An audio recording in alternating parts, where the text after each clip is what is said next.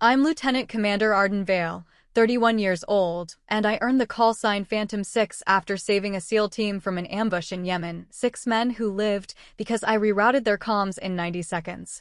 For years, I gave everything to the mission, my sleep, my sanity, my loyalty, and believed the people I served beside respected that. But when I came home and one of those same SEALs laughed at my dog tags in a bar, daring me to name my call sign, I made a choice that changed everything. Have you ever been underestimated or disrespected by someone who should have known better? If you have, tell me your story in the comments. You're not alone. Before I get into what happened, let me know where you're tuning in from. And if you've ever had to stand your ground after being dismissed or humiliated, hit like and subscribe for more true stories about setting boundaries and reclaiming your worth. Because what happened next might surprise you. People always assume you need to be loud to be heard. They're wrong. I learned that lesson early, growing up in Annapolis, watching my father come home from submarine duty with that particular kind of silence that comes from spending months underwater. My mother, a Coast Guard surgeon, taught me something different. Precision matters more than volume. She'd stitch a wound with barely a word, save a life before breakfast, then ask if anyone wanted toast. That's the kind of competence I understood. The kind that doesn't announce itself. I joined ROTC at 17, not because I needed to prove anything, but because it felt like coming home. While other midshipmen were trying to out each other in formation, I was studying signal intelligence, learning how satellites talked to submarines, how data moved through hostile territory. Cyber intelligence became my language.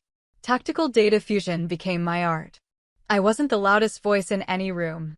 I was the one making sure the right information reached the right people before someone died because of bad intel. Yemen changed everything. I was 26, freshly minted as a lieutenant in naval intelligence, assigned to support SEAL operations and counterinsurgency work. They didn't want me there at first. Intel officers were supposed to stay in air-conditioned rooms, pushing reports up the chain. But the field commander, a man named Cashin Rourke, had different ideas.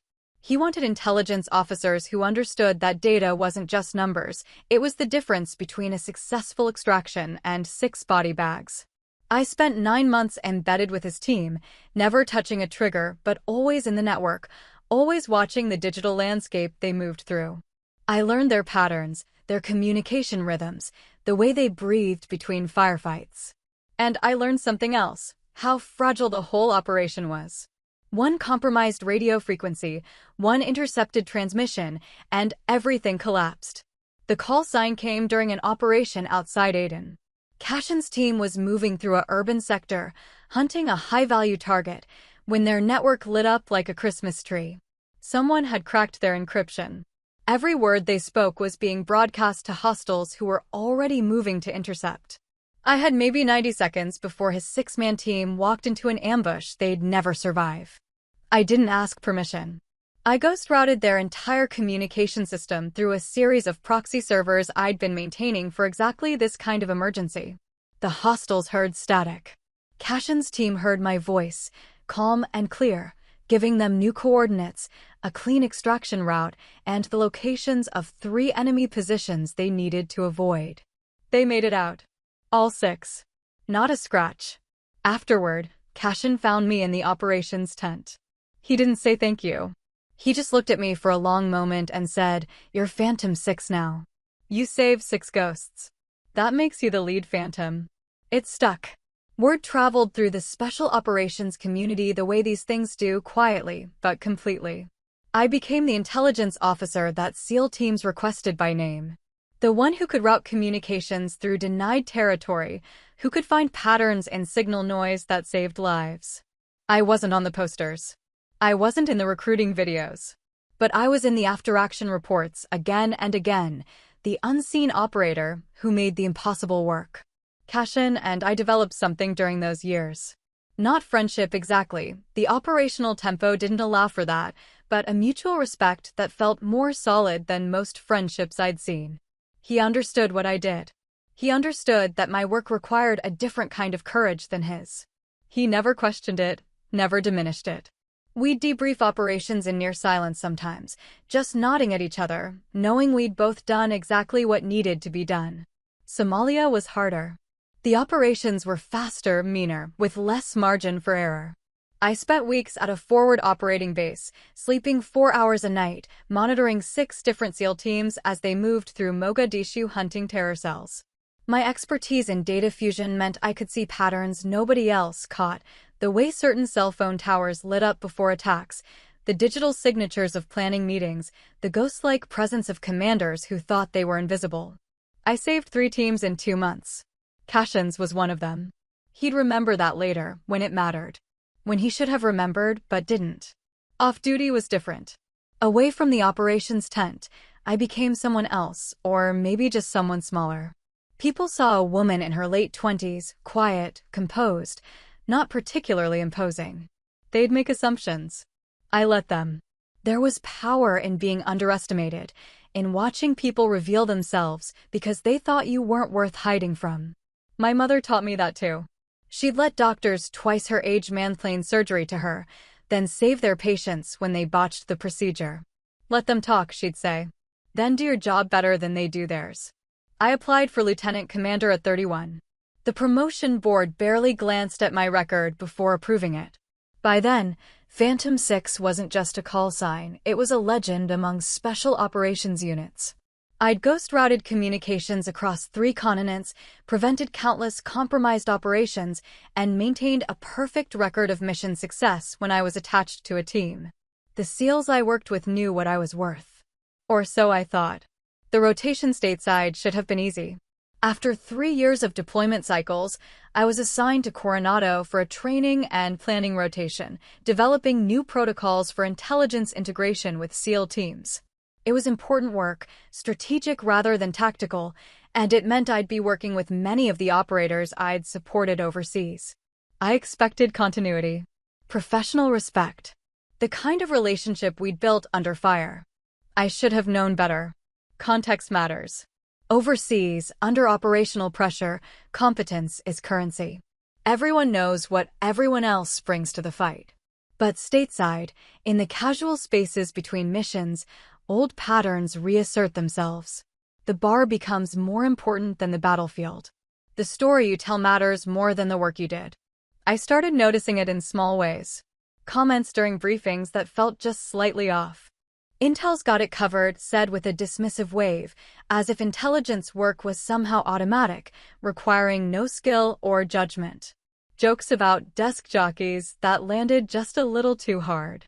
Nothing I could formally object to, but enough to create distance where there hadn't been any before. Cashin changed too. Not dramatically, he was still professional, still respectful in official settings. But the easy camaraderie we'd had overseas faded. He'd laugh along when others made jokes about intelligence work. He'd participate in conversations that treated my field as somehow less legitimate than direct action. Small betrayals, but they accumulated. Each one felt like watching someone forget who you were, one memory at a time. The real shift came with Logan Creed. Petty Officer Creed arrived stateside with the kind of energy that fills a room and demands attention, cocky, loud, perpetually performing confidence. He was good at his job, I could tell that much, but he was better at making sure everyone knew he was good at his job. Every story was about his shot, his call, his moment under pressure. The SEALs ate it up. There's something seductive about that kind of certainty, especially in a profession where doubt can kill you. Creed never seemed to doubt anything. He'd walk into briefings like he owned them, challenge senior officers just enough to seem bold but not insubordinate, and cultivate an aura of being the guy who got things done. I recognized the type immediately. Every military organization has them, operators who mistake aggression for confidence, who think leadership means being the loudest voice in the room. They're exhausting to work with but hard to confront, because they're often good enough at their jobs that calling them out seems petty. Creed took an immediate dislike to me. I'm still not sure why.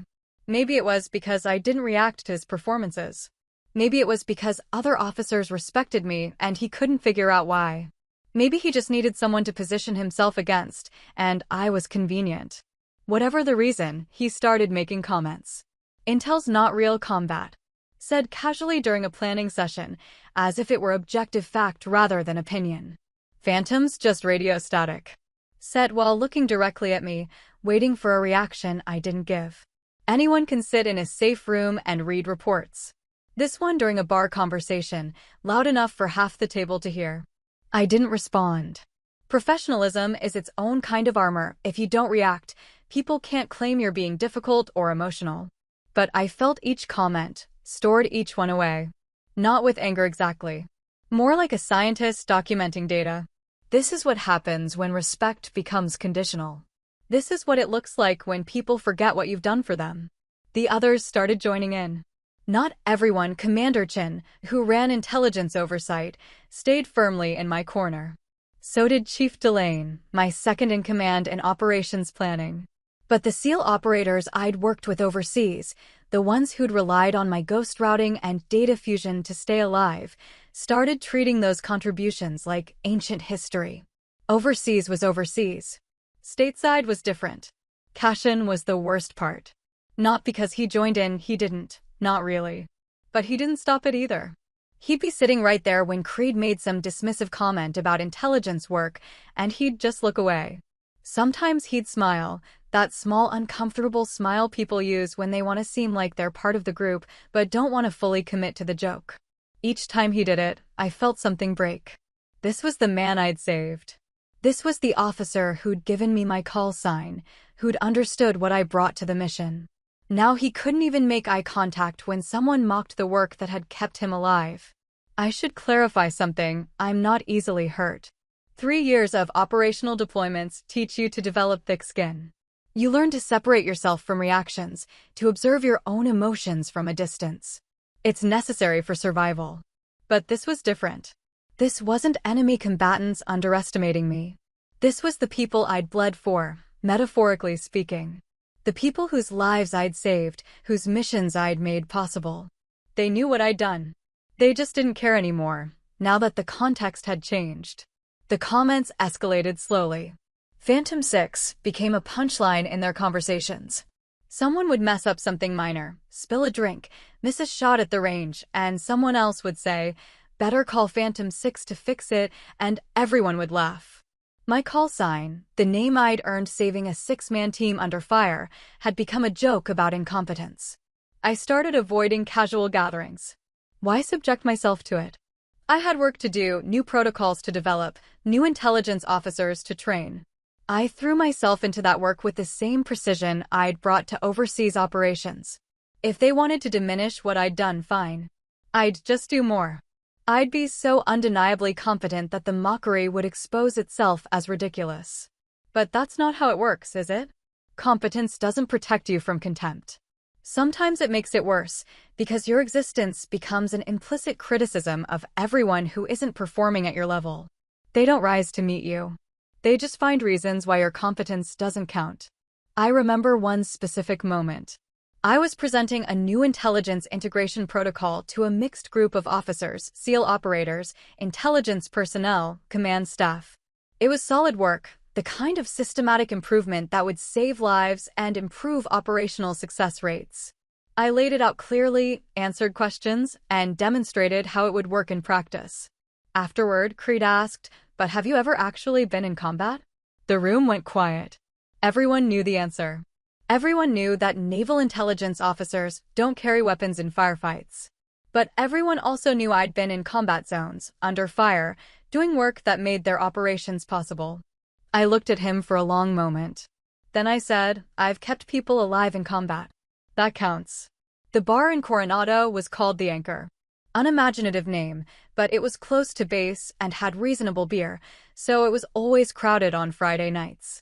Wall-to-wall uniforms and the kind of loud conversation that comes from people who spend their days being disciplined and controlled, finally letting loose. I didn't usually go. Too much performance, not enough substance.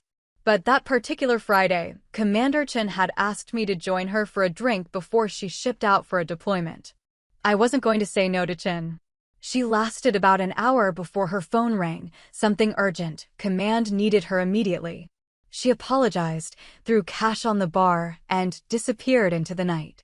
That left me alone, in civilian clothes, with a half-finished beer and no particular desire to stay. I should have left then. That's the moment I replay sometimes. If I'd just finished my drink and gone home, everything would have stayed the same. But I needed to use the restroom, and then the bartender was friendly, and I ended up staying for one more drink. I was wearing jeans and a simple black shirt. Nothing military about it except the dog tags I always wore, habit from overseas where you never knew when you'd need identification. They were tucked under my shirt, invisible unless you looked closely. I wasn't trying to hide anything. I just wasn't advertising it either. Creed spotted me first. I was standing at the bar, waiting for a refill, when I heard his voice behind me. No way. Is that Phantom? I didn't turn around. Didn't need to. I knew that tone, the one that means someone's about to make you the center of attention you didn't ask for. He came around to face me, bringing half a dozen SEAL operators with him. Cashin was there too, hanging back slightly, but there. Creed had clearly been drinking for a while. His eyes were bright with alcohol and performance energy. He was playing to his audience. "You military?" he asked, too loud. People nearby turned to look. I could have said yes. Could have just answered the question and ended it. But something in his tone made me pause. He wasn't asking. He was challenging. Daring me to claim something he'd already decided I had no right to claim. So I didn't answer. Just looked at him steadily, the way my father taught me to stare down anything that wanted to intimidate you. That's when he saw the dog tags. My shirt had shifted slightly, and the chain was visible. His grin widened. "No way you're military." The others laughed. Not everyone, a couple of them looked uncomfortable. But enough. Enough that the mockery had social proof, enough that staying silent felt like agreement. I still didn't speak. I was running calculations in my head. What happened if I walked away? They'd take it as confirmation that they were right. What happened if I argued? They'd dismiss it as defensiveness. Either way, I lost. The game was rigged from the start. Creed leaned against the bar next to me, performing casual confidence. "Come on, sweetheart. What's your call sign? You've got tags, you must have a call sign." He said it like call signs were participation trophies, like everyone in the military got one regardless of what they'd actually done. The others were watching now. This was entertainment. The loud guy putting the quiet woman in her place. A familiar story, played out 1,000 times in 1,000 bars. I could see it in their faces. They'd already written the ending. I'd either get flustered and leave, or I'd claim something they could mock. Cashin was looking at the floor. That hurt worse than anything Creed was saying.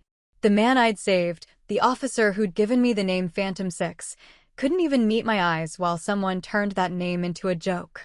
I set my beer down carefully, turned just enough to face Creed directly.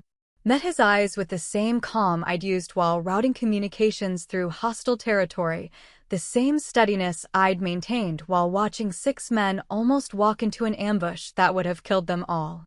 And I said, very quietly, "Phantom 6. The words hung in the air for a moment. Creed's grin started to widen. He thought I was playing along, making up something to match his mockery. Then the name registered. Actually registered. I watched it happen in real time. His grin froze. His eyes widened slightly. He glanced back at the others. Cashin's head came up like he'd been shocked. His face went pale. Every SEAL operator in that circle suddenly looked like they'd been caught stealing. Because they had been, in a way. They'd been stealing my dignity, my reputation, my earned respect, and they'd thought it was free. Thought there were no consequences because I was just the quiet intelligence officer who never pushed back. "Wait," one of them said. "You're the Phantom 6? The actual Phantom 6? I didn't answer. Didn't need to.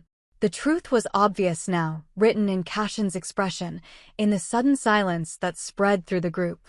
They knew the stories. Everyone in special operations knew the stories. The intelligence officer who'd ghost-routed compromised communications and saved 6 SEALs in Yemen. The operator who'd spent 3 years preventing mission failures through pure signal work. The legend that got referenced in briefings as an example of intelligence excellence. They just hadn't connected that legend to the quiet woman they'd been mocking for months. Creed opened his mouth. Closed it. Opened it again. We didn't know, you didn't ask," I said. Simple. Factual. Not angry, because anger would have given them something to react to, some way to reframe this as me being emotional or difficult. I pulled a 20 from my pocket, left it on the bar for the bartender. Tipped him well, none of this was his fault. Then I walked out. Didn't rush, didn't storm. Just walked.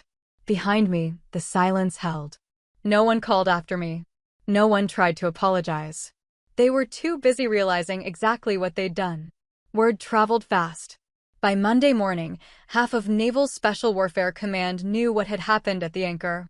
The story got embellished in the retelling. I'd supposedly delivered some devastating comeback, humiliated Creed in front of everyone, made grown SEALs cry with my withering intelligence.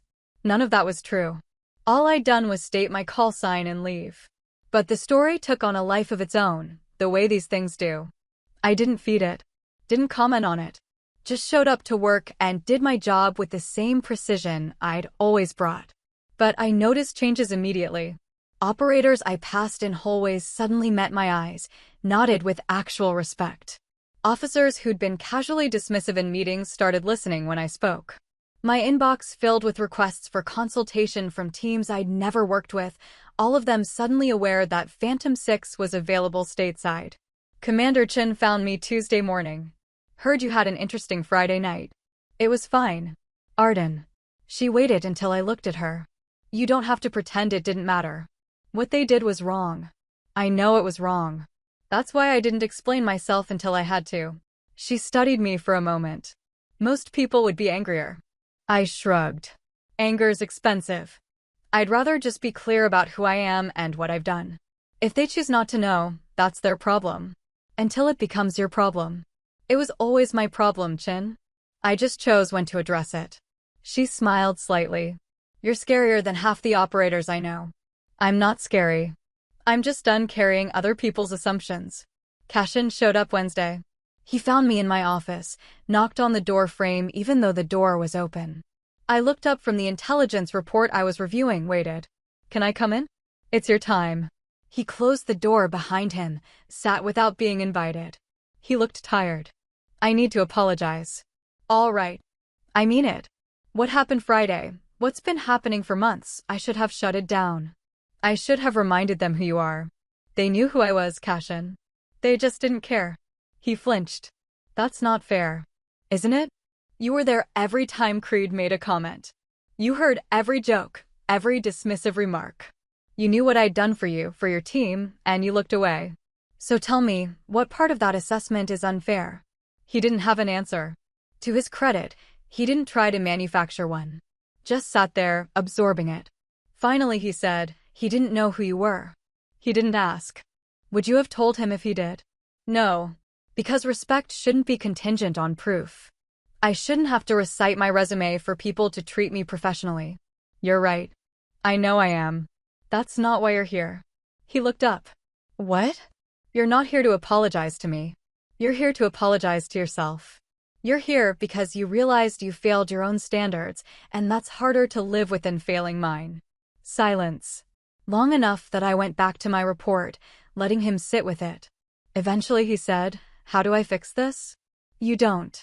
You just do better next time. That's it. That's everything. You think forgiveness is the point? It's not. The point is recognizing where you failed and choosing not to fail that way again. Whether I forgive you is irrelevant to that process. He stood slowly. You've changed. No. You're just seeing me clearly for the first time since we got stateside. After he left, I sat quietly for a few minutes. Not replaying the conversation, I don't waste time on that. Just acknowledging what had happened and what it meant. Cashin's respect mattered to me once. Now it was just data. Interesting, somewhat useful, but not essential to my sense of self. That was the real shift. Not the bar confrontation, not the spreading stories.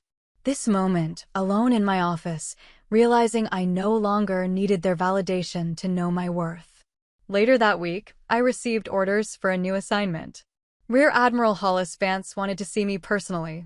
Vance ran Joint Special Operations Intelligence Oversight, effectively the top of my career ladder. I'd met her twice, both times in formal briefings where I'd presented intelligence assessments. She'd been professional, sharp, asking the kind of questions that demonstrated real understanding of the work. Her office was in the Pentagon, so I flew to DC on a Friday. She got straight to the point. Vance wasn't someone who wasted time on pleasantries. I'm creating a new fusion cell. Joint Operations Intelligence, integrating data from all service branches for Special Operations Task Forces. I want you to run it. I kept my face neutral. That's a significant expansion of my current role. It's a significant expansion of your current rank. You'd be promoted to commander, supervising a team of 20 intelligence officers and analysts, with direct reporting to me. When? Immediately. I need someone who understands both the technical intelligence work and the operational realities. Someone who can translate between worlds. Your record suggests you're uniquely qualified. My record? 3 years embedded with SEAL teams. Flawless operational security. Multiple documented saves using signal intelligence and data fusion. You've already been doing this work, Lieutenant Commander Vale. I'm just making it official and giving you resources. I studied her. You've heard about what happened at the Anchor. I've heard several versions. Most of them absurd. I don't care about bar fights. It wasn't a fight. Exactly. She leaned back. Here's what I care about. Can you run a high-pressure intelligence fusion cell supporting operators who will sometimes question your authority? Can you maintain operational security while managing personalities and egos? Can you be the adult in rooms full of people who think volume equals competence? Yes. Then we're done. Report here Monday. I'll have your team assignments ready. I stood. Admiral, why me specifically? Because I've read every after-action report from your deployments. Every single one. You know what they have in common? The missions you supported had 0 intelligence failures. 0. In 3 years of operations across 2 combat zones, you didn't miss a pattern, didn't miss out a communication, didn't overlook a threat. That's not luck, Commander. That's excellence. And excellence is what I need. I flew back to Coronado that night. Packed my office over the weekend. Told Commander Chin on Monday morning. They're promoting you, she said. Not a question. And reassigning me. DC starting next week. She smiled. Good. You've outgrown this place. I learned everything here. I know. That's how I know you've outgrown it. The new fusion cell was located in a nondescript building near the Pentagon. 20 intelligence officers and analysts, drawn from all service branches, all of them experienced in special operations support.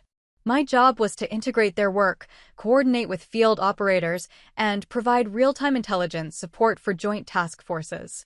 It was exactly the kind of challenge I'd been preparing for my entire career. Chief Marcus Delane transferred with me from Coronado. He'd been my second-in-command on several operations, and I trusted his judgment. On our first day, we spent 6 hours just mapping out communication protocols and data flow. Boring work, essential work. The kind of thing that prevents catastrophic failures later. By the end of the first week, we were operational. By the end of the first month, we'd supported 3 joint task forces and prevented 2 intelligence compromises that could have cost lives. The work was demanding, technically complex, and deeply satisfying. Then Logan Creed showed up. He knocked on my office door 4 weeks into the assignment. I looked up from the intelligence summary I was reviewing, recognized him immediately. He was in dress uniform, standing at attention. Petty Officer Creed. What are you doing here? I've been assigned as field liaison to your cell, ma'am. I report for duty Monday. I kept my expression neutral.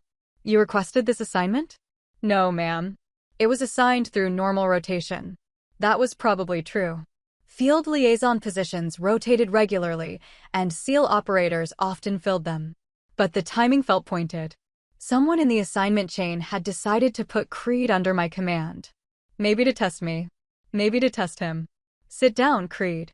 He sat, still at attention. I let the silence stretch, watching him. He was uncomfortable but controlling it well. Good. Discomfort meant he was taking this seriously. Finally I said, are we going to have a problem? No, ma'am. Because if we are, tell me now. I'll have you reassigned before Monday. No judgment, no questions. But if you stay, I expect the same professionalism I expect from everyone else on this team. Your past behavior is irrelevant to me as long as your future behavior meets standards. Understood? Yes, ma'am. He hesitated. I owe you an apology. You've already apologized. Multiple times, I'm told. I know. But I need to, he stopped, regrouped. What I did was wrong. Not just disrespectful, but ignorant. I made assumptions about your work, about your value, without bothering to learn anything about what you actually do. That's inexcusable in any context, but especially in a professional military environment where people's lives depend on mutual respect and trust. It was a good apology. Specific, acknowledging the actual problem, not making excuses. I nodded. Accepted. Now, let's get to work. I need you to review these field reports and flag any communication pattern anomalies. Bring me a summary by end of day. He took the files, stood. Ma'am? For what it's worth, I tell your story to every new operator I meet. What you did in Yemen. What you've done since. I make sure they understand that intelligence work is combat work, just a different kind. That's good, Creed. But don't tell them stories. Teach them standards. Stories fade. Standards last. He smiled slightly. Yes, ma'am. After he left, Chief Delane appeared in my doorway. You handled that well. It was a professional interaction. Nothing to handle. You're not even a little angry? What would that accomplish? He apologized. He's here to do a job. Either he does it well or he doesn't. My feelings about what happened months ago are irrelevant to his performance now. Delane shook his head. You're a better person than I am. I'm not better. I'm just practical. Holding grudges is expensive, Chief. It costs energy and attention I'd rather spend on the actual work. The truth was more complicated, but I wasn't going to explain it to Delane. Yes, what happened at the anchor still stung. Yes, I still remembered every dismissive comment, every moment when Cashin looked away. But anger was a tool, and like any tool, you had to know when to use it and when to set it aside. Right now, I needed Creed's operational experience more than I needed to punish him for past disrespect. That didn't mean I'd forgotten. It just meant I'd filed it away, categorized it, and moved on to more important things. The operation that changed everything came 6 weeks later. A joint task force was hunting a terror cell in the Syrian border region. Time-sensitive intelligence suggested an imminent attack on a civilian target, but the specifics were fragmentary. My team had 48 hours to piece together location, timing, and target identification from signal intercepts, satellite imagery, and human intelligence reports. We worked around the clock. Creed coordinated with field operators, feeding us real-time updates on terrain and local intelligence. Delane managed the data integration, making sure nothing fell through the cracks. I supervised the overall analysis, looking for patterns that would tell us where to focus our limited resources. 36 hours in, we had a location. 40 hours in, we had a time window. 44 hours in, we identified the target, a marketplace frequented by civilians, scheduled to be crowded at the exact moment the cell planned to strike. But we also identified something else. A drone strike team had misidentified the terror cell's location. They were planning to hit a building 200 meters from the actual target. If they launched, they'd kill civilians and miss the terrorists entirely. I had 10 minutes to stop it. I got on the command net, directly contacting the drone operation commander. This is Commander Vale, Fusion Cell Actual. Abort strike. I have updated targeting data. Negative, Commander. We have confirmed visual on target. Your visual is wrong. You're looking at a residential building. The actual cell is 200 meters south-southwest. I'm sending coordinates now. Commander, we've been tracking this location for 6 hours, then you've been tracking the wrong location for 6 hours. Abort now or you'll kill civilians and miss the actual target. Silence on the line. Then, sending this up the chain. There's no time. You have 90 seconds before your window closes. Either abort and retarget, or explain to command why you ignored direct intelligence from Fusion Cell. Your call. More silence. I waited, heart rate steady, watching the clock. This was the moment where competence either mattered or it didn't. Where my authority was either real or decorative. Finally, strike aborted. Retargeting per your coordinates. The strike went off 90 seconds later. Direct hit on the terror cell. 0 civilian casualties. Mission success. The task force commander sent formal commendation up the chain. Admiral Vance called me personally to acknowledge the save. But the real moment came in the operations center afterward. Creed found me reviewing the after-action data. That was impressive, ma'am. That was the job. No. He shook his head. That was more than the job. You put your reputation on the line, directly contradicted another command element, and demanded they trust your analysis over their visual confirmation. That takes, he searched for the word. Certainty, I said. It takes certainty that your work is correct. I was certain. How? Because I checked it 3 times before I made the call. Because my team verified every data point. Because I've been doing this long enough to know when analysis is solid and when it's not. I looked at him directly. This is what intelligence work is, Creed. It's not sitting in a safe room pushing paper. It's making calls that save lives when getting it wrong would cost them. He nodded slowly. I understand that now. I wish I'd understood it sooner. Then teach the next person sooner. Word spread about the Syria operation. Not because I promoted it, but because these things always spread in military circles. The intelligence officer who stopped a drone strike, prevented civilian casualties, and saved a mission through pure analytical certainty became another story in my file. Cashin called 2 weeks later. I almost didn't answer, but curiosity won. Heard about Syria, he said. Hell of a call. It was the right call. Arden, I wanted you to know, the team's different now. The culture. We've been working on it. Making sure intelligence officers get the respect they deserve. That's good. You changed that. What happened at the Anchor, what you've done since, it made people think differently about what intelligence work means. I considered that. I didn't change anything, Cashin. Consequences did. You all saw what happens when you dismiss competence. You saw the cost of those assumptions. That's what changed the culture, not me. Maybe. But I need to go. Good luck with your deployment. I hung up before he could respond. Not with anger. Just with finality. We'd said everything that needed saying months ago. The rest was just noise. 3 years passed. 3 years of running the fusion cell, supporting joint operations, training new intelligence officers in the art of precision analysis. I made commander at 35, ahead of schedule. Admiral Vance pushed for the promotion personally. Excellence should be rewarded, she said. And you've set a new standard. The work remained demanding but satisfying. My team developed protocols that became standard across joint operations. We maintained the perfect operational security record I'd started overseas, 0 intelligence failures, 0 compromised missions when we were attached. It wasn't luck. It was systematic excellence, the kind that comes from building the right culture and maintaining rigorous standards. Lieutenant Eva Corin joined my team in year 2. 26, fresh from her first deployment, sharp as broken glass.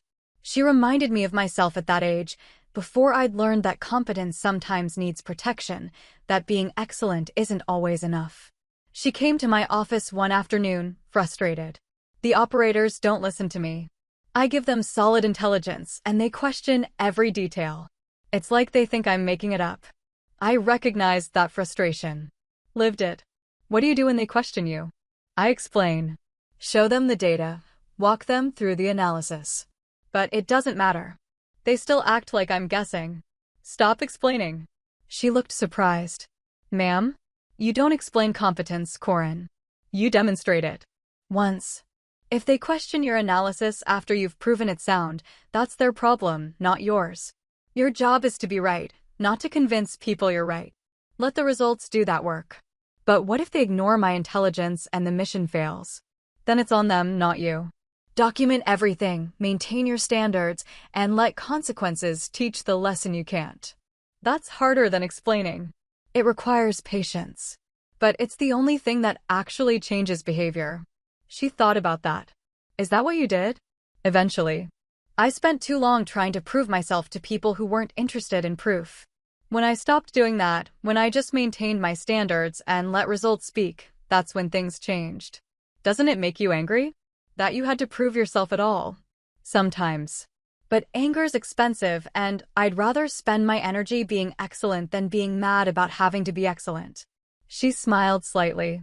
That's a very pragmatic approach to injustice. Injustice is real, Corin. But so is the mission. People's lives depend on us doing our jobs well regardless of whether we're getting the respect we deserve. So we do the job well. We maintain standards. And we trust that over time, competence wins. It doesn't always win quickly, and it doesn't always win fairly. But it wins. Eva nodded, filed that away. 6 months later, she made a call that saved a reconnaissance team from an ambush. The team commander who'd questioned her analysis sent formal commendation up the chain. She didn't gloat. Just did her job and moved on to the next mission. I watched her becoming the officer I'd been overseas, the one who knew her worth without needing constant validation.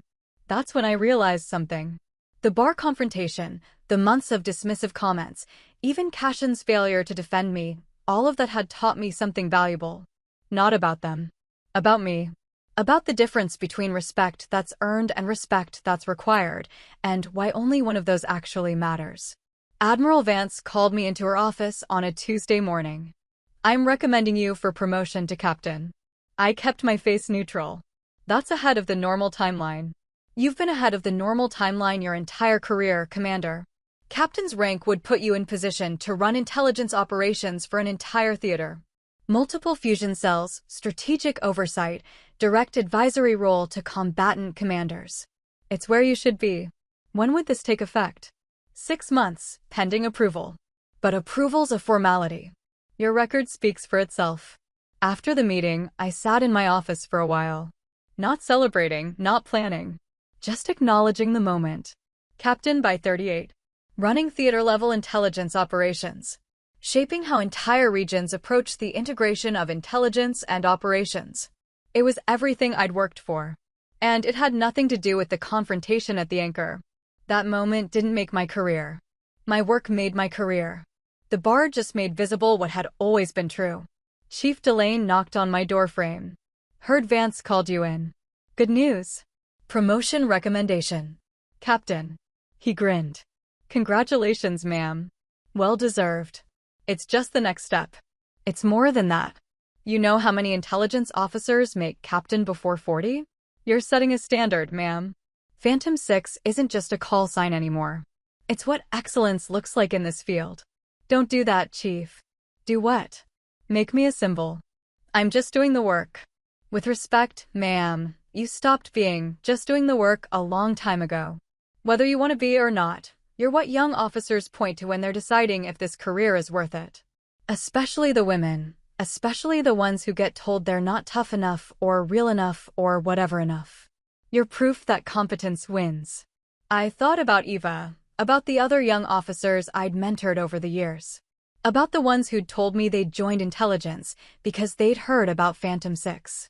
Maybe Delane was right. Maybe it wasn't about me anymore.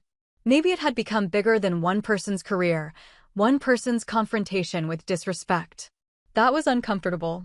I'd never wanted to be a symbol. Symbols were fragile, subject to interpretation and myth-making. But maybe that discomfort didn't matter. Maybe what mattered was using whatever platform I'd built to make the path easier for whoever came next. "All right, Chief. I'll try to be worthy of that." "You already are, ma'am. You just don't see it because you're too busy actually being it." Later that week, I received a message through official channels. Logan Creed had been promoted to Chief Petty Officer. His promotion package included a letter of recommendation from his commanding officer, citing his improved understanding of joint operations and his effective mentoring of younger operators on the importance of intelligence work. At the bottom of the package was a personal note. "Ma'am, thank you for teaching me that respect isn't owed, it's earned, and excellence is the only real currency. I tell your story to every new operator, but more importantly, I teach them your standards. Fair wins." Creed, I filed it away. Not with pride, exactly. More with quiet satisfaction. He learned. Maybe not as quickly as he should have, maybe not without causing damage along the way. But he learned, and now he was teaching others. That was worth something. Cashin never reached out again after that phone call. I heard through channels that he'd made commander, that his team was performing well, that the culture around intelligence integration had genuinely improved. Good. That's what mattered. Not whether we were friends, not whether he'd fully atoned for looking away when he should have spoken up. Just whether the work got better, whether the next generation of intelligence officers faced less skepticism and more respect. The work got better. That was enough. 5 years after the bar confrontation, I stood at a Pentagon symposium addressing 200 intelligence officers from across the military. Captain Arden Vale now, running intelligence operations for Central Command, overseeing fusion cells supporting operations across the Middle East and Central Asia. The topic was intelligence operator integration. Appropriate, given my history. I kept my remarks direct. No war stories, no dramatic reveals. Just practical guidance on building trust, maintaining standards, and ensuring that intelligence work gets the respect it deserves without having to fight for it every single day. You will be underestimated, I told them. That's guaranteed. Intelligence work doesn't photograph well. It doesn't make for compelling stories around a bar. It happens in quiet rooms, in front of screens, in the invisible space between raw data and actionable intelligence. Most people won't see it. Some won't value it even when they do see it. I paused, looked across the room. Young faces, eager, uncertain. All of them trying to figure out how to be good at this work while navigating a culture that didn't always appreciate what they brought. Here's what I learned. You don't change minds with arguments. You change them with results. Be so consistently excellent that ignoring your work becomes impossible. Be so precise that questioning your analysis feels foolish. Build a record so solid that skepticism breaks against it. A hand went up. Young lieutenant, maybe 25. But what if they still don't respect the work? What if you do everything right and they still treat intelligence as secondary? Then you've done everything right and you let that be enough. You don't control other people's respect. You control your own standards. Maintain those standards regardless of whether anyone's watching, regardless of whether anyone appreciates them. Because people's lives depend on you being excellent whether or not you're getting credit for it. Another question, how do you deal with operators who dismiss your intelligence? Document everything. When your analysis is correct, and if you're good at this work, it will be correct most of the time, make sure that's documented. Not for revenge, not to prove anything. Just so the institutional record reflects what actually happened. Over time, that record becomes undeniable. It creates space for the next intelligence officer who faces the same skepticism. After the formal remarks, there was a reception. I usually avoided these, too much small talk, too much performance. But Admiral Vance had specifically asked me to attend, so I stayed. A young woman approached me, nervous but determined. Lieutenant Spars, probably 2 years into her career. Captain Vale? I'm Lieutenant Eva Corin. I served under you in the fusion cell 3 years ago. I remembered her immediately. Corin. Good to see you. How's your assignment? I'm running intelligence for a SEAL team out of Little Creek. It's challenging but good. I wanted to thank you. For what? For teaching me that I don't have to prove myself to everyone. Just to myself. That lesson changed everything for me. Before I could respond, another officer joined us. Commander's rank, SEAL trident on his uniform. I didn't recognize him immediately, then did one of the operators who'd been at the anchor that night. He'd been in the background, hadn't participated in the mockery, but hadn't stopped it either. Captain Vale. Commander James Morrison. I was wondering if I could speak with you briefly. Go ahead. He glanced at Corin, who took the hint and stepped away. Then he said I was there. That night at the anchor. I didn't say anything when when the situation got out of hand. I've regretted that for 5 years. All right.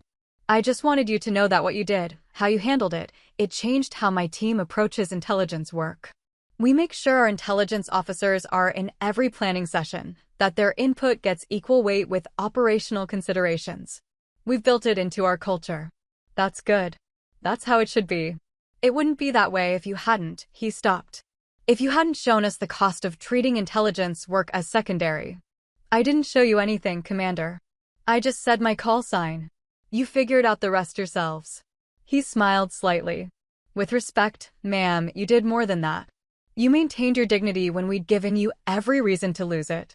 You didn't yell, didn't demand respect, didn't make a scene. You just stated a fact and walked away. That's more powerful than anything else you could have done. Maybe he was right. I'd never thought of it that way, as a choice to maintain dignity rather than a simple statement of fact. But maybe that's what it had been. A refusal to let their disrespect reshape who I was. I appreciate you telling me that, Commander. After he left, I found a quiet corner and just watched the room. 200 intelligence officers, networking and learning and building the careers that would define the next generation of military intelligence work. How many of them would face the same skepticism I had? How many would be underestimated, dismissed, mocked? All of them, probably. That was the nature of the work. But maybe, if enough of us maintained our standards and let results speak for themselves, it would get easier. Not easy. This career would never be easy. But easier. More space for competence to be recognized without having to fight for every inch of respect. Admiral Vance appeared at my elbow. Good speech. It was adequate. It was more than adequate. You gave them something practical. Not inspiration, not platitudes. Just real guidance on how to navigate a system that doesn't always value what they do. Someone needed to say it. Someone who's lived it needed to say it. That's you. She paused. I'm retiring next year. There's going to be an opening for Deputy Director of Naval Intelligence. I'm recommending you. I kept my face neutral, but inside something shifted. Deputy Director. One of the highest intelligence positions in the Navy. Strategic oversight of all naval intelligence operations worldwide. That's a significant jump from Theater Intelligence Commander. You're ready for it. Your record proves it. And more importantly, you understand something most flag officers don't, that intelligence work is combat work. That the people doing it deserve the same respect, the same resources, the same career opportunities as anyone else in uniform. We need that perspective at the strategic level. I'd be honored to be considered. After she left, I stood there for a while longer, thinking about the path from Yemen to here. From the quiet intelligence officer embedded with SEAL teams to Deputy Director of Naval Intelligence. It had been a long road, full of moments where competence wasn't enough, where I'd had to prove not just that I could do the work, but that the work itself mattered. But I'd walked that road without compromising my standards, without becoming bitter, without letting other people's skepticism reshape my understanding of my own worth. That felt like winning. Not the dramatic, satisfying kind of winning that made for good stories. Just the quiet, steady kind that meant I'd built something lasting. The transition to Deputy Director took 8 months. 8 months of briefings, confirmations, planning sessions, and the kind of strategic thinking that operated at a completely different scale than tactical intelligence work. Instead of supporting individual missions, I was shaping intelligence policy for the entire Navy. Instead of routing communications for 6-man teams, I was determining how 50,000 intelligence personnel approached their work across every domain. It was exhilarating and exhausting in equal measure. My office was in the Pentagon, 3 floors from where I'd worked in the fusion cell. Different view, different responsibilities, but the same core mission, making sure the right information reached the right people at the right time so that operations succeeded and people stayed alive. One of my first initiatives as Deputy Director was establishing new standards for intelligence operator integration. Drawing on everything I'd learned over 15 years, I created protocols that made intelligence officers full partners in planning from the earliest stages. No more intelligence as an afterthought, no more treating analytical work as secondary to operational work. It faced resistance, predictably. Operational commanders who thought they knew better, who saw intelligence as support rather than essential capability. I pushed through anyway, using the same steady pressure I'd always applied. Not loud, not confrontational. Just persistent and backed by data showing that missions with integrated intelligence planning had significantly higher success rates. The protocols were adopted within a year. Not because I'd convinced everyone I was right, but because the results were undeniable. Commander Chin, now a captain herself running intelligence oversight for Pacific Fleet, sent me a message. Heard about your new integration protocols. About time someone made this official. The young officers thank you. I sent back, they did the work. I just made it policy. That was the truth. Every successful mission over the past 15 years, every life saved by good intelligence, every operator who learned to trust their intelligence officers, they'd built the case for these changes. I'd just been in the right position to make it official. Late one evening, working through budget proposals, my assistant knocked. "Ma'am? There's someone here to see you. Says it's personal." A Cashin Rourke. I almost said I was too busy. Then curiosity won. "Send him in." Cashin entered in civilian clothes, looking older than I remembered. More gray in his hair, lines around his eyes. He'd made captain too, I'd heard. Commanding officer of a SEAL team somewhere on the East Coast.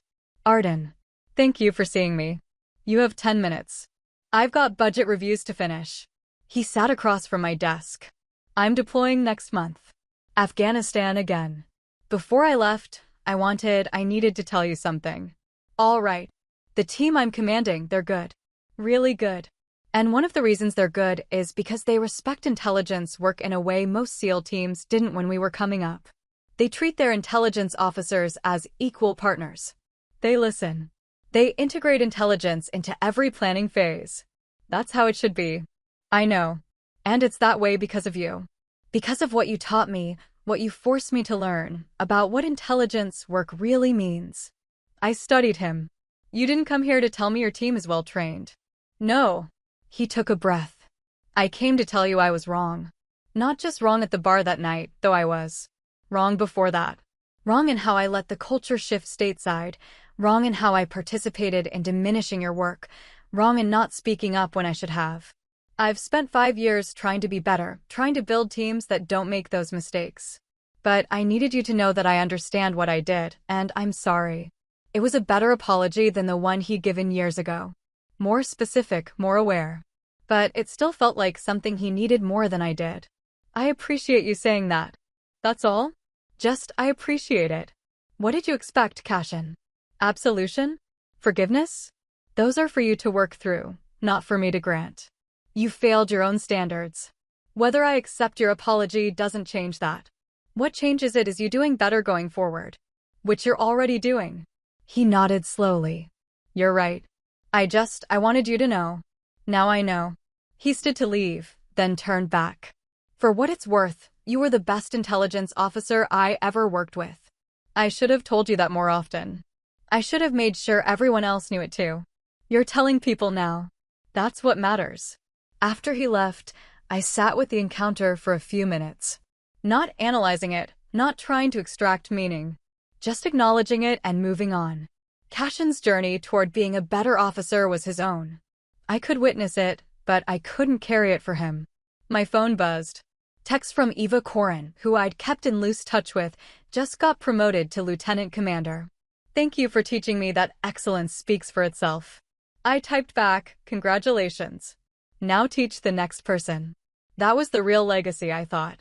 Not the bar confrontation, not even the policy changes I was implementing. The legacy was every intelligence officer who learned they didn't need to prove themselves to people who weren't interested in proof. Every operator who learned to respect analytical work as combat work. Every team that integrated intelligence from the start instead of treating it as an afterthought. The Phantom 6 story would fade eventually. Stories always did. But the standards would remain. The expectations would remain. The culture that slowly, painfully shifted toward recognizing intelligence work as essential would remain. That was worth more than any apology, any belated recognition, any story told in bars about the intelligence officer who shut down a cocky SEAL with 2 words. I turned back to the budget proposals. There was work to do. 10 years after the anchor, I was giving the keynote address at the Naval Academy graduation ceremony. Rear Admiral Arden Vale by then, Director of Naval Intelligence, overseeing every intelligence operation the Navy conducted worldwide. It was a role I'd never imagined for myself, too visible, too political, too far from the actual work of analysis and operations. But Admiral Vance had been right. The role needed someone who understood intelligence work from the ground up, who could advocate for resources and respect at the strategic level. Someone who knew what it meant to do the work in the field, under pressure, when lives depended on precision. The graduating class sat before me in perfect white uniforms, young and eager and uncertain about the careers ahead of them. Some of them would choose intelligence. Most wouldn't. But all of them would work with intelligence officers at some point, and how they treated those officers would shape operations, culture, and, ultimately, lives. I'd written the speech carefully. Not about my career, not about Phantom 6. About something more fundamental. You're about to enter a profession that demands excellence, I told them. But here's what the textbooks don't tell you: excellence isn't always recognized. You will work with people who are extraordinary at their jobs, and you will be tempted to overlook them because their excellence is quiet. Because it doesn't announce itself. Because it's easier to respect the loud competence than the quiet kind. I paused, let that settle. Here's your obligation. See the quiet professionals. The intelligence officers who work through the night to ensure your mission has the right data. The logistics personnel who ensure supplies reach you when you need them. The technical specialists who maintain systems you depend on but never think about. These people save lives. They enable success. They are as essential as anyone carrying a weapon into combat. A young midshipman in the front row was taking notes. Good. You will face moments where you have to choose between easy respect and earned respect. Between acknowledging only the people who look like traditional warriors and acknowledging everyone who contributes to the mission. Choose earned respect. Every time. Because the military doesn't succeed through individual heroics. It succeeds through systematic excellence across every specialty. After the ceremony, during the reception, a young woman approached. Midshipman First Class, about to commission as an ensign.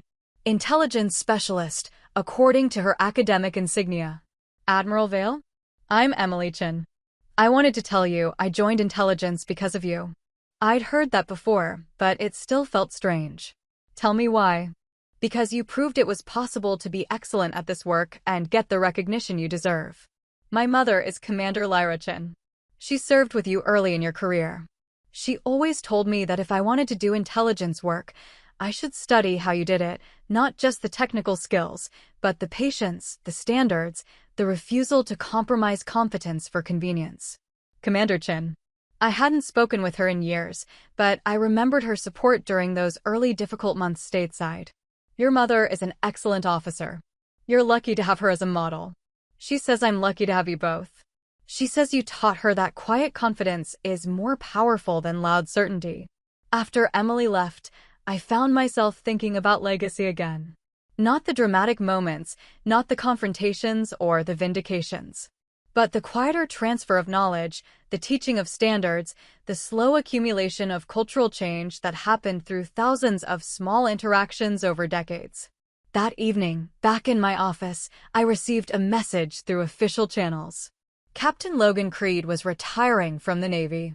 His farewell letter to his command included a paragraph about the importance of respecting intelligence work, about learning from mistakes, about the officer who'd taught him that competence matters more than ego. He didn't mention my name, but everyone who knew the story would know who he meant. I filed the message away. Creed had grown into a solid officer, by all accounts. His early arrogance had been tempered by experience and consequences into something more useful: confidence backed by competence, certainty earned through results. That was good. That was how it was supposed to work. Late that night, unable to sleep, I pulled up old files from Yemen. After-action reports from operations I'd supported 15 years ago. The mission where I'd earned the Phantom 6 call sign. I hadn't read these reports in years. Didn't need to, I remembered every detail. But reading them now, from the perspective of 2 decades of service, I saw something I'd missed at the time. How much of the success had been luck? How many things could have gone wrong? How narrow the margin was between saving 6 lives and losing them. I'd been good at my job, yes. Skilled, prepared, precise. But I'd also been fortunate. The right training, the right tools, the right circumstances all aligned at exactly the right moment. That's how most military success worked: competence meeting opportunity at the intersection of favorable conditions. The mythology that grew up around Phantom 6 had obscured that truth. Made it seem like individual excellence was sufficient, like being skilled enough meant you could overcome any obstacle. That wasn't true. Excellence was necessary, but not sufficient. You also needed support, resources, luck, timing. The real lesson wasn't that I'd been exceptional. The real lesson was that systems needed to be built so that capable people had the support and resources to succeed when opportunity presented itself. That was my job now, building those systems, ensuring that the next generation of intelligence officers had better tools, better training, better institutional support than I'd had. That was more important than any personal legacy. More important than the bar confrontation, the promotions, the recognition. Building systems that outlasted individual careers, that accumulated improvements across generations, that was the work that actually mattered. I closed the old files. Turned off my computer. Tomorrow there would be budget meetings, policy reviews, strategic planning sessions. The unglamorous work of institutional leadership. But it was work that made a difference, that created space for excellence to emerge and be recognized. That was enough. That had always been enough. 15 years after the anchor, I was preparing to retire. Vice Admiral Arden Vale, completing 30 years of service, ready to pass the responsibility of naval intelligence leadership to whoever came next. The retirement ceremony was scheduled for a Friday afternoon at the Naval Academy. Full honors, formal speeches, all the ceremonial elements that marked the end of a military career. I'd have preferred something quieter, but tradition demanded certain observances. The week before the ceremony, I was cleaning out my office when I found an old file buried in a drawer. Notes from my first deployment to Yemen. Handwritten observations about signal patterns, communication protocols, lessons learned about supporting special operations teams in hostile territory. Reading through them, I barely recognized the officer who'd written them. So young, so uncertain, so eager to prove herself. She hadn't yet learned that proving yourself was endless if you didn't know when to stop. Hadn't yet learned that respect earned through results was the only kind worth having. That young officer would never have imagined standing where I stood now.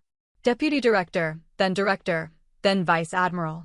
Shaping policy for thousands of intelligence professionals, influencing how the Navy approached intelligence work at the strategic level. The path from Yemen to here had been long and complicated, full of moments where competence wasn't enough and moments where it was everything. There was a knock on my door. "Come in." Captain Eva Corin entered. She'd grown into an exceptional officer, currently running intelligence operations for 7th Fleet, being groomed for flag rank herself someday. "Admiral.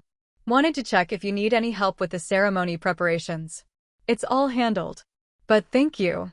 She sat down without being invited, which told me something was actually on her mind. "I wanted to ask you something personal. Off the record." "Go ahead." "Was it worth it? The whole career. The fights for respect, the moments where you had to prove yourself over and over. The times when competence should have been enough but wasn't. Was it worth it?" I thought about that. Really thought about it, not just giving the easy answer. "Yes," I said finally. Not because I got recognition or achieved rank, but because the work mattered. Because I was part of something bigger than myself, the slow improvement of how we do intelligence work, how we integrate it into operations, how we respect the people who do it. My career contributed to that. Made it slightly easier for people like you to be taken seriously from the start instead of having to fight for every inch of respect. But you still had to fight. I did. And it was exhausting. And unfair. And necessary. Not because the fighting itself had value, but because it moved the system incrementally toward being better. Would I have preferred to just do the work without having to prove myself constantly? Of course. But that wasn't the reality I faced. So I worked with the reality I had and tried to change it for whoever came next. Eva nodded. "I've had it easier than you did. The culture's better now. Intelligence officers get integrated into planning from the start. Operators mostly respect our work." Mostly. Mostly, she agreed. There are still moments. Still assumptions. But nothing like what you faced early in your career. That's good. That's progress. It's not perfect, but perfect isn't the goal. Better is the goal. Incrementally better, with each generation facing fewer obstacles than the last. After she left, I continued clearing out my office. 30 years of files, commendations, after-action reports, policy documents. All of it would be archived, most of it forgotten. The important parts, the standards, the protocols, the cultural shifts, would remain embedded in how the Navy approached intelligence work. That was the real career. Not the moments of recognition or vindication, but the accumulated small improvements that reshaped an institution. The retirement ceremony itself was formal and brief. Admiral Johnson, current Chief of Naval Operations, gave remarks about my career. Highlighted the Yemen operation, the Syria intervention, the policy changes I'd implemented as director. Made it sound more heroic than it had felt at the time. But that was the nature of these ceremonies. They turned complex careers into simple narratives, messy reality into clean mythology. During the reception afterward, I was surrounded by well-wishers. Old colleagues, former team members, junior officers I'd mentored. They all had stories, moments where I'd helped them, taught them, or simply demonstrated that quiet competence had value. Logan Creed appeared near the end. Retired now, in his 50s, gray-haired and softer around the edges than the cocky petty officer I'd known. We hadn't spoken in years. Admiral. Wanted to pay my respects. Creed. Good to see you. I won't take much of your time. Just wanted you to know I've spent 15 years telling your story to young operators. Not the bar story. The real story. About an intelligence officer who saved lives through precision and patience, who built systems that made everyone better at their jobs, who proved that respect is earned through results. That's good, Creed. But stop telling stories. Teach standards. He smiled. Still the same advice. Because it's still the right advice. After he left, I found a quiet corner of the reception hall. Just watched the room. All these people whose careers I'd intersected with, whose work I'd supported or commanded or improved in some small way. The young officer who'd been mocked in a bar 30 years ago could never have imagined this moment. But that young officer also wouldn't have understood what I understood now. That careers aren't built on single moments of vindication or recognition. They're built on accumulated choices to maintain standards, to prioritize competence over ego, to improve systems rather than just succeeding within them. The bar confrontation was just one moment. Phantom 6 was just one call sign. What mattered was everything that came after, the decades of work, the incremental improvements, the cultural shifts that made the Navy slightly better at recognizing and utilizing intelligence excellence. That was the legacy. Not dramatic, not satisfying in the way stories are satisfying. Just real and lasting and quietly important. As I prepared to leave the ceremony, I spotted a young ensign standing off to the side, watching everything with wide eyes. Intelligence specialist, freshly commissioned. I recognized that look, the mixture of hope and uncertainty that comes with starting a military career. I walked over. Ensign. Enjoying the ceremony? Yes, ma'am. I mean, Admiral. It's inspiring. What's inspiring about it? She looked surprised by the question. Your career, Admiral. Everything you accomplished. It proves that intelligence work can lead to flag rank, that we can reach the highest levels. That's not what should inspire you. Ma'am, my rank is just outcome.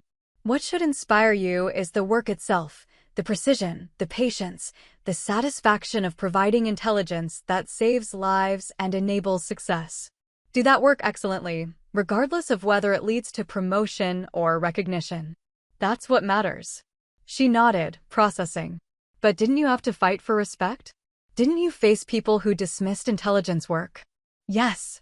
And some days I'll still be angry about that, probably for the rest of my life. But that anger isn't useful. What's useful is this: you don't correct people with anger.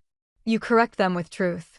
And sometimes that truth is just demonstrating competence so consistently that ignoring it becomes impossible. Is that what you did? That's what I tried to do. Some days better than others. I left her with that. No dramatic final wisdom, no perfect encapsulation of 30 years of service. Just practical truth, the same kind I'd always tried to offer. Walking out of the Naval Academy that evening, I thought about the path from Annapolis to here. From the submarine officer's daughter who learned the value of quiet competence to the 3-star admiral who'd shaped intelligence policy for an entire service.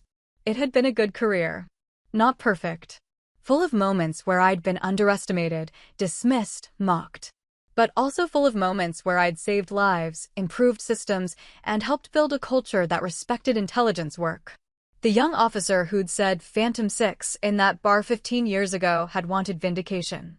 Wanted those SEALs to know they'd been wrong about her, wanted to prove her worth in a way they couldn't ignore. The admiral walking away from her career wanted something different. Just to know that the work had mattered. That the systems were slightly better, the culture slightly more respectful, the path slightly easier for whoever came next. And it was. Not perfect. But better. That was enough. That had always been enough. You don't correct people with anger. You correct them with truth. And sometimes that truth is just a name they never expected to hear, followed by 30 years of work that proved the name was earned. If you've ever had to hold your ground when someone underestimated you, drop a comment, and if this resonated, tap like, subscribe, and share it with someone who needs the reminder. New stories on boundaries and quiet power every week. Questions for you. Have you ever been dismissed in public, then proved them wrong without raising your voice? What happened? When respect is withheld, do you explain or let results speak? What's your call sign moment, one fact about you that changes the room? If you were at that bar, what would you have said, or would you have just walked away? Where have you drawn a line lately that made everything clearer?